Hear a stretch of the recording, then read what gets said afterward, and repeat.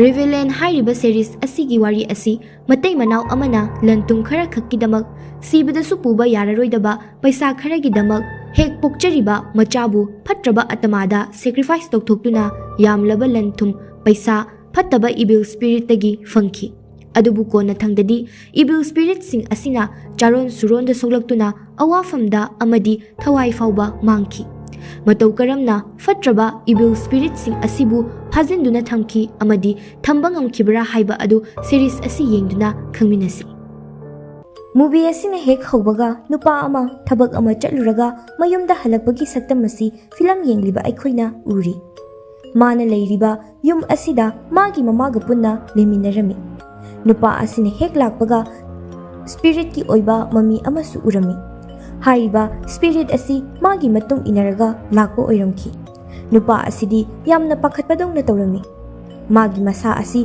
hathu tawduna magi kagi thong adu lonsilamduna magi diary da karigumba ama thirami masa matomta khanjarami karida soiribano haiduna tanja asida nupa asina leiriba ka adugi thong adu thilaklami aduga mamagi khonjelda thong adu hangdoknaba haireklami ngai hak khalaba matungda nupa aduna thong adu hangdoklami thong adu hek hangdokpaga maga masak chap manaba gari su khetnaba leitaba miyoi ama leptuna mai thongda nokfet tawraduna nangna thong hangdorakle haireklami ngai hak leiraba matung nupa adugi mamana macha nupa bu thirakpa matamdadi thauri yanduna thawai yawdraba hakchang adu thengnarami mathangi sinda nupi ama urami haiba nupi asina dharma asigi main litni haiba nupi asigi mamingna sanyung kawi nupi asi bris amada leptuna tuminna makhada cheliba isingi irei adubu yamna munna yingduna leirami miyoiba amana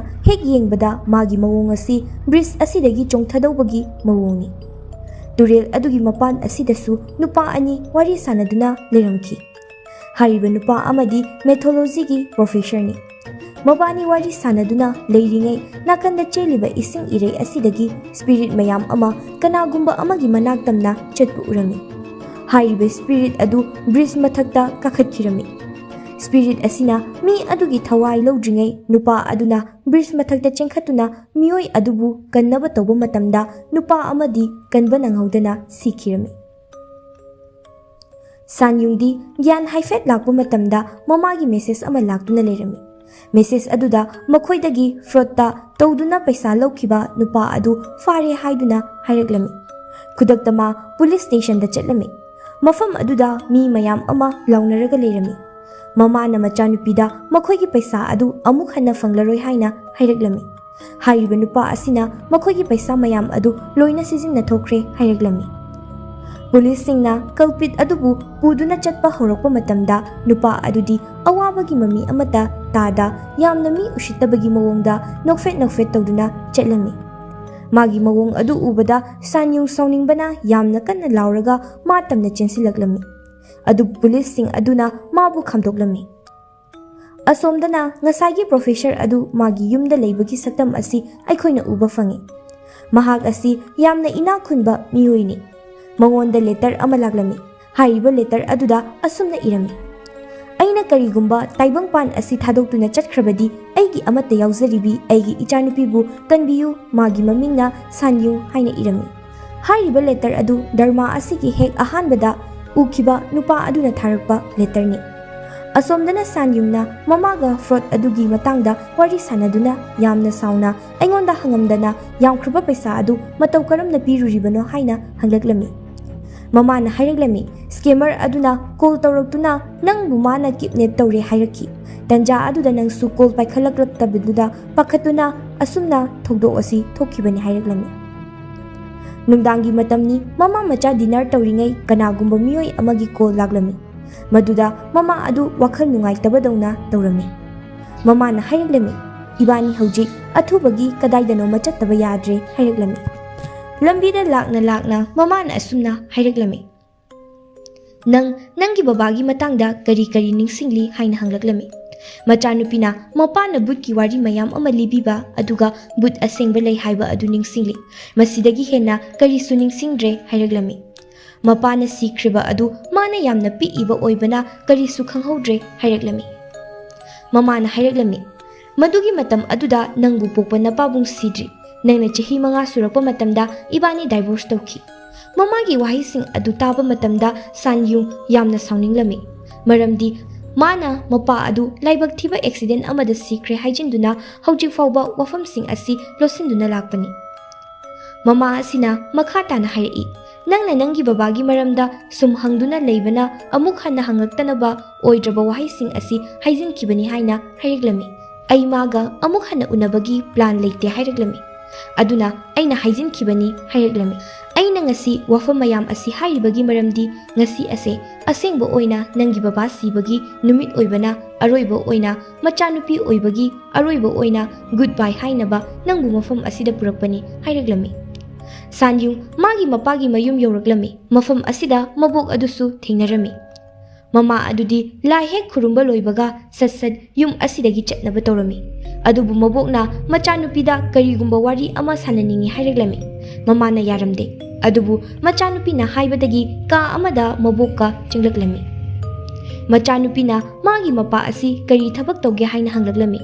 Masida mabokna methodology gi professor ni haireglami. Mabokna mangonda box ama piraglami. Hairiba box asi nangi babana nangonda piyu haiduna thanambani hairami. Box adu hek hangdokpaga uriba posak adu hek paithokpada mamita karigumba ama uduna konjel amana paikre haina hairaglami. Adubu Sanyungnadi kari sukhanda magi wakhalna oiramgani khanduna ignore tawduna chatnaba haiduna tholaklami. Mabana machanupi adu box ama pairaga lakpa adu ubada mamana langthoklaga yum asidagi karigumba pot amata sokpa yade hairaglami. Sanyung mamada sauning kari su haiba ngamda box adubu mafum aduda hundoklamki. Mana tholakpa matamda professor adu thengnarami. Professor aduna nang Sanyung natra haina hanglaglamki. Sanyung ngakna mani hairamki. Professor aduna Sanyunggi tariba mami asida thawai ama tongduna leiriba adu urami. Yumda halakpaga Sanyunggi mapada mari leinaba polamsing magi kada thetuna mayam ama thanami. Asomdasu Sanyungna mayum hek halakpaga mamaga mapaga kari marangi divorce tawribano haina mamada hanglamki. Mamana hangliba wahang adugi wakhum kari supiraklamde. Mathangi numita Sanyungna scammer adugi maramda video yengna tumthaduna leirami. Aikhoina uri nakanda leiriba mirror asida Sanyunggi mamina hogolakpagi mami hariba asi Sanyungdi natte. Sanyungda tongliba thawai aduni. Somdana scammer adu jaildagi thadorakpagi saktamasi aikhoina uri. Ma kanagumba miyoi amaga kolda wari sanaduna leirami. Kol asida wari sanariba asi mabani gi wari aduda makhoina mangondagi scam tawraga lawba paisa adu tawduna mafam amada chenkhinaba wari sanaringai kol aduda khonjel ama taraglami. Kol aduda thong hangdoraknaba haireglami. Nupa aduna magi potchei adu puduna chatnaba haiduna thong adu hek hangdorakpaga nupi amagi khonjelda nangna thong hangdorakle. Hairaglaga ma tamna chingjalami. Sanyung makeup thoklaglami. Mana hagolakpa matamda computer screen kairaga leiba adu urami. Magi part-time job ki pung thengbana karisu yengda thoklaklami. Lambida food delivery tawna tholakpa matamda professor adugi message mayam ama lakduna leirami. Adubu madi kanano khangdabana scam oiramgani khanduna message adu thawa saramde. Construction site da mana food delivery tawba lakpa kanda professor adu thengnarami. Professor adu nung khara yengduna haiduna koksankirami. Loiraba matungda professor na Sanyungda nang aigi message sing adu halaktriba karigino haina hanglaklami. Ai nangonda yam luba wari ama sagadaba lei haina haireglami. Ai mythology ki professor ni aigi mingna Yim Hi Sang kawi. Sangyungna magi mapa adu khangbra hanglaklami maduda khangde haireglami. Professor aduna magi mamida yengaga hanadagi yamna chawkhatlamle haireglami. Mana hairiba adu Sanyung gyan taramde. Professor adu makhatana haireglami. Nangonda evil spirit ama tongduna leire. Maram aduna nangna pamdaba nusidaba nangi akoibada leiba miyoi soidana sigani. Maramdi evil spirit si asina nangi aningba apamba adu thunghallaga makhoidasu powerful oi. Sanyungna mana hairiba wasing adu thazade hairami. Nangonda aigi number matau karamna yawramlibano haibasu khangde haireglami. Professor aduna karigumba thabak leiba kanda mangonda call tawroko haiduna magi card piraklami. Professor aduna driver amagi darkar oi hairapadagi sanyungna professor gi gari adu thawraklaga laglami. Lambida lakna professor adu afaba amadi fattaba thawai kaya uba ngami hairaglami. Sanyungna wakhalda masigi nupase ngawba zatni khallaga leirami. Nupa asina makha tana but asi tongan ba masaki mawongda oi. Afabasu yawi fattabasu yawi. Nangonda yawriba asidi yamna sathiba spirit ni. Nangna hauji fawba thazadriba nangna nasana tomta mirror da fazana yengjaw. Madugi matam aduda soidana urakani. Sanyungna yum yorokpada detective ani makhoida laglami.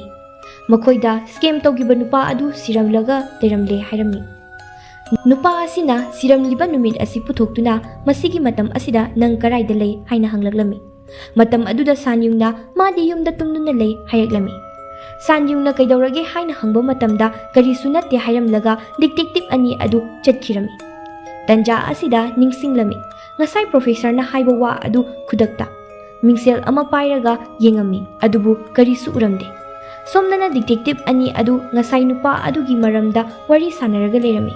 Detective amana nupa adu suicide tawraga siba mali aduga amana mana siriba adu suicide mande hairami. Maramdi nupa aduna sidringai ATM dagi paisa mayam ama lawthoktuna building amadagi paisa mayam adu langthoaga masa matomta thawri yalaga sijarami. Aduga CCTV dadi nupa matomta ui. Karamna sanyunggi fingerprint taramibano aduga magi khuzengda kanagumba amana yamna kanna paisinbagi mami tai hairami. Mabani wari sanaba loibaga detective khara ahal oiba aduna ngasaigi professor adu unarami. Detective adu but haibase karisu thajaramde.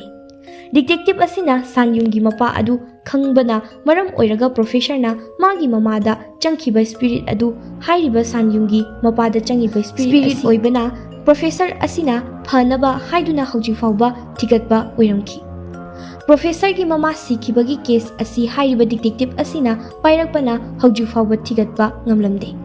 Mathangi sinda sanyungna magi manmanabi amagi yumda laglami.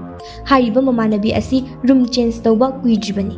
Manak nakpada leiba miyoi singna mana leiriba room asi angangi thawai lei haiduna hairaglami. Sanyungna tamlami. Nungdangdasu angang kapagi khonjel tai hairaglami. Sanyungna karino nangna kaidagi butno kaigi warino haiduna hairami. Nungdang mabani tumingai angang nupa macha khara thongnau dagi makhut thingjilaktuna photo kapke tawraga leiriba du sanyungna mingsil dagi makhoina tawriba adu urami. Aduga angang nupa macha amagi makhutta karigumba masing ama tharaga thongnau adu thingjilakpa adu ubadagi sanyungna lauraga mamanabi adu hodolaga angangsing adubu tanarami. Angangsing adusu chenkhirami. Sanyung tanaba fanglamde angang nupa macha sing adusu makhoi mi ama lei haina expect tawraga yengbani adubu makhoina thiriba mi adudi leiramde. Room hongkhraba male haiduna wari sanarami. Makhoina thirakiba adu makhoi school da tamba mamanaba amagi yumni. Nupa ahum adu makhoi gi yum tamna chatnakhirami. Ani amana punna chatnakhirami amana tongana chatkirami. Matomta chatpa nupa aduda call ama lagduna angang kapagi khonjel taraklami. Aduga kanagumba amana magi mamangda lepaga leibadawna urami. Asomdana sanyungna police station da lagduna makhoida thokliba thodok adu complaint tawrami. Police sing aduna kaisu thausadana prank tawbo oiramgani hairaglami. Mabani na halakpada ngasai yawkhiba nupa macha ama siraga leiba thenarami. Masi ubadagi sanyung professor gi wa adu khara thazaba horaklami. Mathangi numita professor unaba chalami. Mana khangbada mi anidi sire hairaklami. Professor na magi mamida yenguba kandadi sai songamde. Sikhriba nupa adugi masak yengi hairaklami. Nupa adugi funeral mafamda laglami. Aduga nupa adugi photo aduda mami ama taraga leiba adu professor aduna urami. Nupa asina siriba asidi atopa spirit na hatpani hairaklami. Mabani wari sanaraga leiringai magi mamanaba ani adu laglami. Aduga sanyung ubada chenkhirami.